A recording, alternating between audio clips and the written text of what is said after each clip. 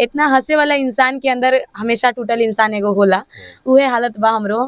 प्यार भइले लेकिन सब खत्म हो गई। प्यार में धोखा पाके ऑर्केस्ट्रा में हमरा के नचनिया का माई बाप ह लोग, जे लोग कहले भी रहे आज उहे लोग हमरा के कहेला कि रानी जी को बुलाइए, रानी जी कहाँ है, हम लोग उनके साथ एक फोटो खिंचाना चाहते हैं। जान बिना परान के शरीर लाश बन जाला, बिना परान के शरीर लाश बन जाला, बिना सुगंध के फूल घास बन जाला।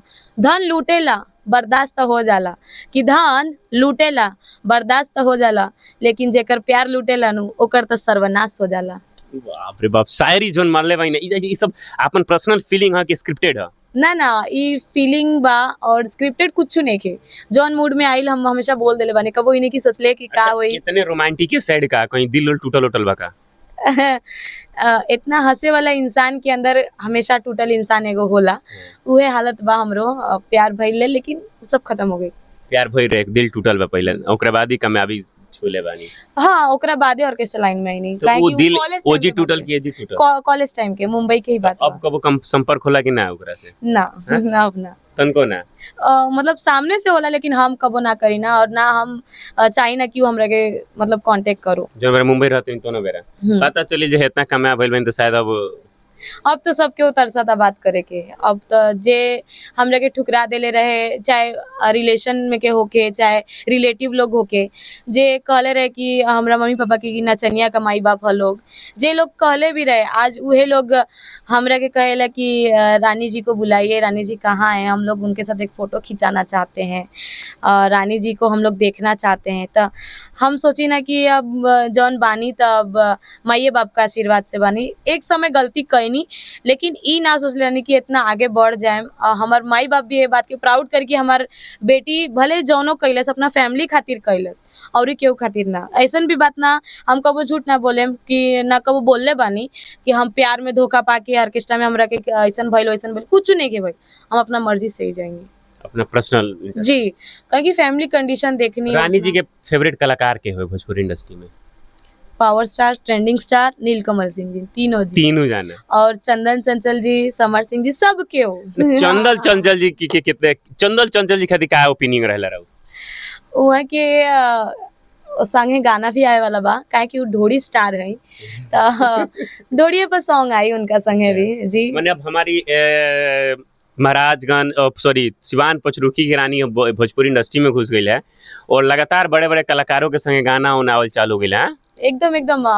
हमार गाना भी कुछ सिंगर लोग के साथ हमरा चैनल से भी आइल बा, आशिक अभिषेक जी के संगे, कि ढोड़िए पर गाना आइल बा कि 551 लागी ढोड़ी के छुआई। चंदन चंचल जी के संगे गाना कब तक देखे के मिलता? ई सावन के बाद। ढोड़िए पर के गाना पर? हाँ, काहे से कि अभी शूट का तैयारी होता, धूप इतना मौसम बा कि हमरा के शूट करे का मन नहीं के। मन बा कि थोड़ा सा छुट्टी लेके हम घरे जाए। 1 साल प्रॉपर हो गए हम घरे नहीं की गई, तो मन बा कि तनी घरे छुट्टी लेके आराम से रहे। बिल्कुल घूमे के नहीं के, बस 1 महीने का छुट्टी लेके घरे ही रहे के बा, मम्मी के लगे बस। मम्मी के प्यार देवाएगा बस। जाते जाते चाहे जो कोनो प्यारा सा भोजपुरी गाना ना तो कोनो प्यारा सा अपना अंदाज में कुछ बढ़िया सा हो जाओ। शायरी भी बोले और उससे पहले गाना बोल देता नहीं कि नीलकमल सिंह जी के आजकल मार्केट में जो टॉप के गाना बा कि देखतानी मीठी मीठी मुस्की तुम्हारा तारा, टुकु टुकु ऐसे काहे निहार तारा, हो काथी चले तोरा मन में सावरिया हो, हटे हटवले ना हटे नजरिया हो, जनमा रे जान हो मारून कलर साड़िया, मन करे कसली ही भरया कवरिया हो, जनमा रे जान हो मारून कलर साड़िया। बड़ी प्यारा गाना, मार्केट में ट्रेंड मचा दिल बा। लेकिन ये गाना गागा कि निरहुआ हार चुनाव हार गई है? कौनो बात ना, देखी वो पॉलिटिशियन सबके उ लोग के बात बा, पॉलिटिक्स हालांकि हमरा के पसंद नहीं के, लेकिन नीलकमल सिंह जी के गाना जौन बा एक साफ सुथरा गाना, भोजपुरी में केहू उंगली नहीं के उठा सकत। सच्चाई है कि ई गाना अगर मार्केट में नीलकमल का कोई आओ तो गाना में अश्लीलता ना बिल्कुल नहीं के, केहू बोलियो नहीं के सकत कि अश्लीलता से ही भरल भोजपुरी इंडस्ट्री बा, केहू नहीं के। बखूबी वो में गाना में एगो सिंगार रस जैसे कहल जाला कि एगो पति पत्नी के रिश्ता में केंगा सिंगार के एकदम बखान कर जाला, एकदम उहे चीज बा, मिठास भरल होगा। तो एकदम उमे कोनो चीज के ए गाना के रवा लोग परिवार के संगे भी बैठ के सुन सकतानी। तानी ना देख सकतानी ना वो गाना में कुछ गंदा बा। नीलकमल ऐसा सिंगर के 97% गाना ऐसा बा जो परिवार के साथ सुन सकते तन को अश्लीलता ओकरा में बिल्कुल गाना नहीं खे, चाहे रउआ लोग 2 साल पहले के भी गाना देखी, 3 साल पहले के भी। हालांकि उनका एक कंट्रोवर्सी बीच में आइल रहे अक्षरा सिंह कौनो वाला बात के लेके, अक्षरा सिंह वाला लेकिन उ सब बात उ वो लोग के पर्सनल लाइफ बा, ई सोशल लाइफ बा, तो ये में रउआ लोग चलिए एगो प्यारा सा कोई डायलॉग या चुटकुला हो जाए। जी शायरी बोलना चाहूंगी अपने जनता के लिए और आप लोग के लिए कि जिंदगी किसी की मोहताज नहीं होती, जिंदगी किसी की मोहताज नहीं होती, दोस्ती से अच्छी कोई एहसास नहीं होती।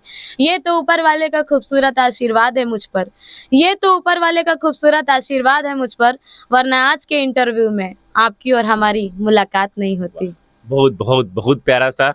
और आज हमारे साथ बहुत ही खूबसूरत सी और मॉडल एज ए मॉडल और सोशल मीडिया पे बहुत तेजी से वायरल हो रही, बहुत समयों से बहुत तेजी से लगातार वायरल हो रही एक्टर रानी जी हैं। अब एक्टर लगाना पड़ रहा है, रानी जी अब एक्टर हो चुकी हैं और लगातार सुर्खियाँ बिटोर रही हैं। बहुत बहुत धन्यवाद आप सभी का हमारे साथ जुड़ने के लिए, और रानी जी का भी बहुत बहुत धन्यवाद हमारे साथ दूसरी बार जुड़ने की। इसके पहले भी हम मिले हैं, पहले भी आप लोगों ने वीडियो देखा, बहुत बहुत धन्यवाद आपका। आप लोग का भी बहुत धन्यवाद। और इस चैनल पे जितने लोग हैं प्लीज लाइक और कमेंट करके जाइएगा, शेयर भरपूर कर दिए, कमेंट जरूर से जरूर कीजिएगा, और जिसका बेस्ट कमेंट होगा मैं उसको जरूर कॉल बैक करूंगी, रिप्लाई भी करूंगी। कॉल बैक जाइए तो अब तो भाई लोग करो लो खतरनाक है वो कमेंट जाइए, सब्सक्राइब फॉलो सब कर लीजिएगा। सारा प्यार बरसा देगा। धन्यवाद।